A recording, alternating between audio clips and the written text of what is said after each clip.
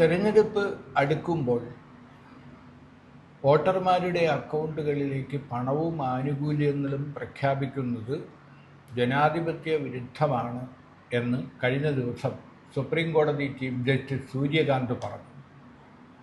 ചില സംസ്ഥാനങ്ങളിൽ അടുത്ത കാലത്ത് എന്താണ് നടന്നതെന്ന് തങ്ങൾക്കറിയാം എന്നാണ് ചീഫ് ജസ്റ്റിസ് പറഞ്ഞത്. യഥാർത്ഥത്തിൽ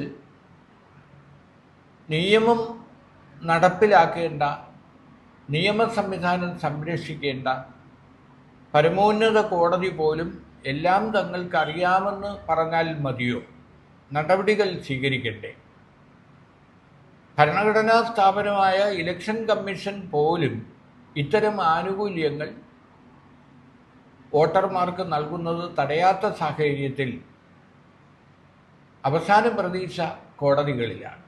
ആ കോടതി തങ്ങൾക്കെല്ലാം അറിയാമെന്ന് പറഞ്ഞതുകൊണ്ടായോ? ആയില്ല. ഏറ്റവും ഒടുവിൽ തമിഴ്നാട് സർക്കാർ സ്ത്രീകൾക്ക് അവരുടെ അക്കൗണ്ടുകളിലേക്ക് പണവും എല്ലാവർക്കും സൗജന്യ വൈദ്യുതിയും പ്രഖ്യാപിച്ചതിനെതിരെയുള്ള ഹർജിയിലാണ് സുപ്രീം കോടതി ചീഫ് ജസ്റ്റിസ് വളരെ പ്രസക്തമായ ഈ പരാമർശങ്ങൾ നടത്തിയത്.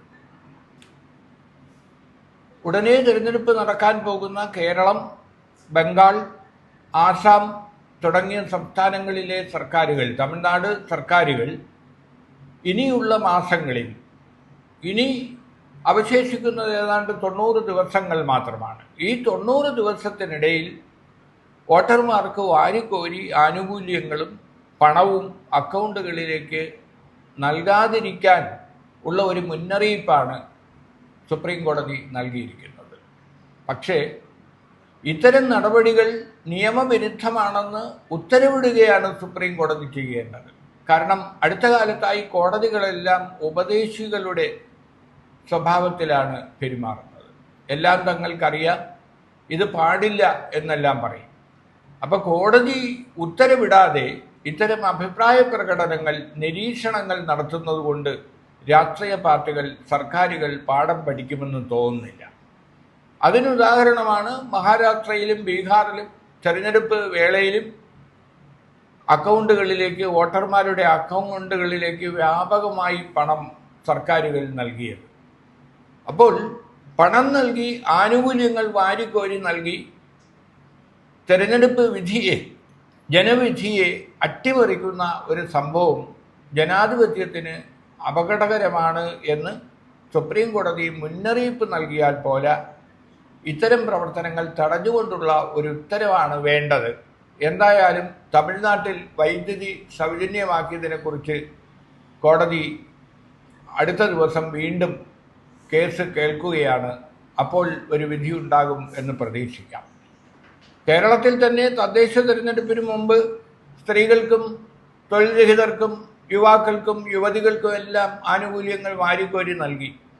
അപ്പോൾ ഇത്തരത്തിൽ ക്ഷേമ പെൻഷനോ ആനുകൂല്യങ്ങളോ പണമോ വാഗ്ദാനങ്ങളോ സൗജന്യ വൈദ്യുതിയോ സൗജന്യ വെള്ളമോ ഒക്കെ നൽകി ജനവിധിയെ അട്ടിമറിച്ച പരിപാടി തുടങ്ങി വെച്ചത് കേജ്രിവാൾ സർക്കാരാണ്. ഇന്ന് കേജ്രിവാൾ എവിടെ എത്തി നിൽക്കുന്നു എന്നുകൂടി നാം ആലോചിക്കണം. അതിനേക്കാൾ വലിയ ആനുകൂല്യങ്ങൾ നൽകിക്കൊണ്ടാണ് BJP കേജ്രിവാൾ സർക്കാരിനെ പുറത്താക്കി അവിടെ ഭരണം പിടിച്ചെടുത്തത്. അതുകൊണ്ട് ജനാധിപത്യ സംവിധാനത്തിൽ ജനങ്ങളുടെ അംഗീകാരം നേടിയെടുക്കേണ്ടത് പ്രവർത്തനങ്ങളിലൂടെയാണ്, സൽഭരണത്തിലൂടെയാണ്, നല്ല പരിപാടികളിലൂടെയാണ്. വാഗ്ദാനങ്ങൾ നൽകാം, പക്ഷെ പണം നൽകരുത്. ഫ്രീയായി സൈക്കിളും ഓട്ടോറിക്ഷയും തയ്യൽ മെഷീനും അങ്ങനെ തുടങ്ങി എല്ലാം നൽകിക്കഴിഞ്ഞാൽ ജനങ്ങൾ അലസരാകും. അവർ എങ്ങനെ തൊഴിൽ ചെയ്യും? കാരണം പണമുള്ളവർക്ക് പോലും സൗജന്യവും പണവും നൽകുന്ന അവസ്ഥയിലേക്ക് സർക്കാരുകൾ അധപ്പതിക്കരുത്. പാവങ്ങൾക്ക് വേണമെങ്കിൽ നൽകാം, സൗജന്യങ്ങൾ, ക്ഷേമ പദ്ധതികൾ അവർക്ക് നൽകാം.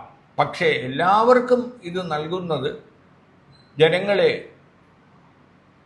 അവരുടെ തൊഴിലിൽ നിന്ന് പോലും പിന്തിരിപ്പിക്കും എന്നാണ് സുപ്രീം കോടതി നൽകിയിരിക്കുന്ന മുന്നറിയിപ്പ്.